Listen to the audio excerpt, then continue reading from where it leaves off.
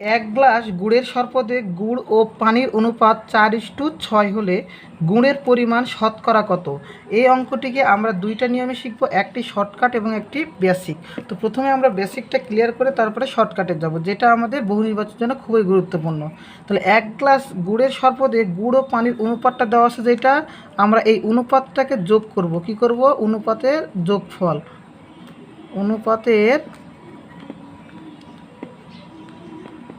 যোগফল কত হবে? 4+6 সমান কত? 10। তাহলে 4+6 10, 4টা হলো কি আর 6টা হলো কি? এখানে অনুপাত যেটা দেওয়া হয়েছে, তাহলে গুড়ের সাথে গুড়, 4টা হলো গুড় আর 6টা হলো পানি। ওকে, মনে রাখতে হবে অনুপাতটাকে কম্পেয়ার করতে হবে এখানে। তাহলে গুড়টা হলো 4 আর পানিটা হলো 6। তাহলে অনুপাতের যোগফল আমরা বের করলাম। তো প্রশ্নে বলেছে শতকরা কত। শতকরা বলতে মনে রাখতে হবে যে গুড় এবং পানি এখানে ইন টোটাল বা মোট কত দেওয়া আছে? 100%। তাহলে এখানে আমরা বের করব গুড়ের পরিমাণ। ওকে, তাহলে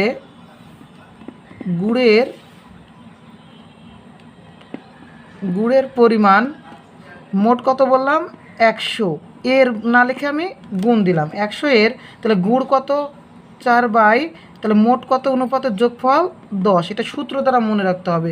এখানে মোট পরিমাণ গুণিত যে অনুপাতের কথা বলা হবে বা যেটার বলা হবে সেটা ভাগ মোট অনুপাতের যোগফল বা সমষ্টি অনুপাতের। তাহলে এখানে কাটাকাটি করব, 10 একে 10, 10 10 100। তাহলে 4 10 কত হবে? 40। আর এই প্রশ্নটা যেহেতু শতকরা, সেহেতু আমাদের এখানে দিতে হবে কত?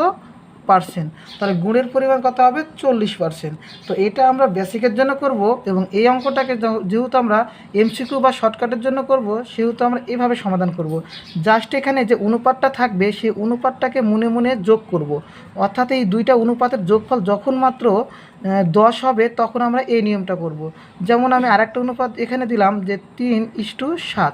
এটার জন্য সমাধানটা করে দেখাচ্ছি। তাহলে 4:6 যোগ করলে 10 হয়। তাহলে একবার এই 4-এর সাথে গুণ করব 10-কে, একবার 6-এর সাথে গুণ করব 10-কে। 4 10 40 40 আর 6 10 60। এইভাবে প্রশ্নটা জাস্ট দেখে উত্তর করতে পারবো। তাহলে এখানে বললাম যে এটা গুড়, এইটা পানি। তাহলে প্রশ্নটা যোগ করলে কত হবে? 10। তাহলে এটার সাথে একবার গুণ করব 10, এটার সাথে একবার গুণ করব 10। তাহলে একবার হবে কত পার্সেন্ট? 30%, আর একবার হবে 70%। তাহলে 30% গুড় এবং 70% পানি। আমরা এইভাবে প্রশ্নটাকে সমাধান করতে পারবো।